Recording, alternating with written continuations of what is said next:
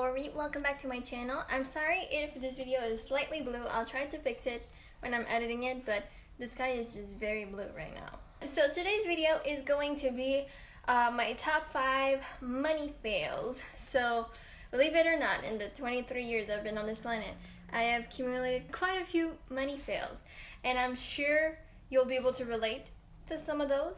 And hopefully by hearing my stories you can also avoid making the same mistakes as I did. So I'll only cover 5 money failures today, and if you guys want me to do more, I can definitely do a part 2. So yeah, hopefully you don't recognize yourself into those mistakes that I made, because they suck. But if you do, then know you're not alone, and if you didn't, then perhaps keep that in mind so you don't make the same mistakes as me. Alright, let's get started. Alright, so the first one is probably the biggest mistake I made financially in my life, and it's to automatically increase your credit card, student line of credit, student loans, just all of that stuff without really thinking about how you're going to pay it back. And basically, I mean, it's okay, you will most likely need some kind of financial assistance through university and college and all that stuff, and that's normal. But in my case, the biggest mistake was that I never stopped to think that I would have to pay it back at some point. I don't know if that makes sense. So I went to college because I thought I had to, but wasn't studying something that I was gonna end up studying in the future, right? I was just like going to school to go to school, and I was spending a lot of money to go to school without a clear goal. And my bank basically, like, they knew I was a student, so every year I would see a financial advisor from the bank, and every year, like, he was a great man and stuff, but he did his job, but every year he would offer me like a student line of credits and to increase my credit card and stuff like that. And that's how I accumulated like over $30,000 of debt. It was simply just like taking more loans, because he was like, they're really low interest, and they were really low interest. But the fact is, as soon as you stop being a student, like I think it's within 6 months, then interests just grow like crazy. So instead of being like 2.5% a year, they become increasingly overwhelming. And if you don't have a job as soon as you get out of school, and in my case I didn't even like finish my program, so it's not like I had a career or anything, then you can't pay that back, and that's extremely scary and overwhelming. And if you don't make enough money, you can defer payments, but that's a whole other story in itself. So basically, all of this to say, don't count on it. Don't count on like credit cards and line of credit, student loans, and that kind of stuff.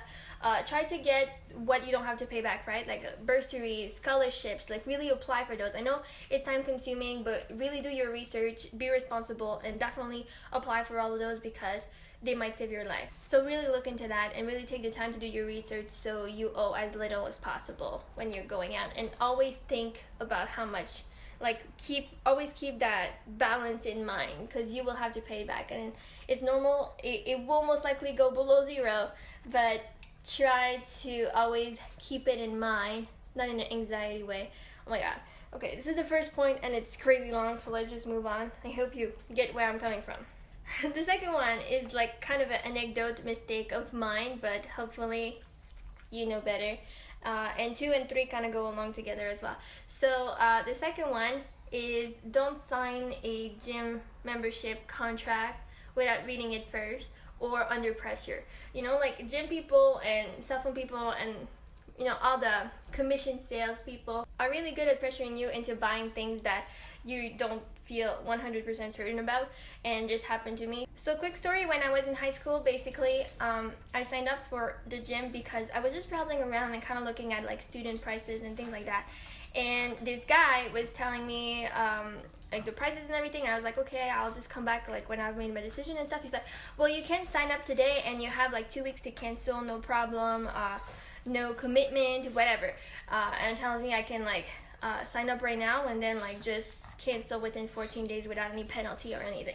So I'm like, okay, sure. And then I sign up because like he was very pushy.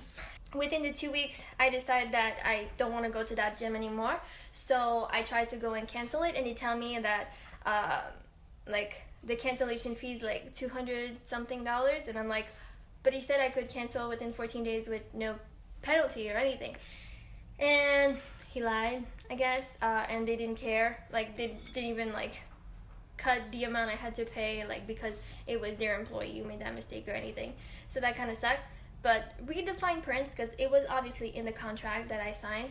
And yeah, just don't let people pressure you into buying things. It's a really trendy thing in this society to try to pressure you into buying things you don't need. So just don't give into that pressure. Just stay true to like what you're here for.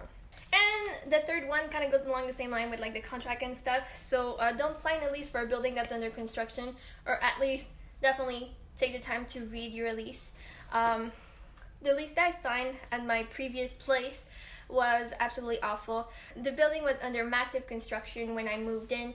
I think I showed it in like a vlog and stuff, but it was absolutely awful and there was no way for me to break the lease. And it kind of goes along the same line, but like know your tenants' rights and stuff, because when they tried to evict me and stuff because of chubby, like they weren't allowed to do that, and there was tenant laws protecting me. I left regardless because I just didn't feel safe at my place anymore, but like everything they did wasn't right, and they were only doing that because I was a student, and like they thought I wouldn't know better. But I consulted my in-laws and they know because they're landlords, they own property. So yeah, always keep that in mind. Do your research. Definitely take the time to read the contracts that before you sign them. Ideally, try not to like get an apartment in a building that's currently being constructed and they guarantee will be ready by the time you move in, because most times they get behind schedule and you never know, and they will probably make you sign something that says that you acknowledge that you might move into a construction zone. So all of that, just don't sign contracts without reading them, and make sure you understand them. Make sure you know your rights as tenants and as just everything, so you don't make the same mistakes as me. Alright, number 4 is make sure you have either unlimited data on your phone plan or your internet plan for your apartment, room, whatever, or that you have the proper alerts set up.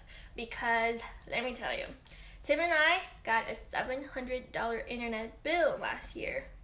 What? And we were on pre-authorized payment, which means that they just took that out of our account without warning. I mean, they did send us the bill, but it came in the mail 2 days after they took the money. And we were like, what? Because we didn't have unlimited. And Netflix kills your bandwidth. So yeah, so definitely make sure you have the proper alerts in place. We used a small local company, and the way they alerted us was through their like email that they issue you when like you get internet with them.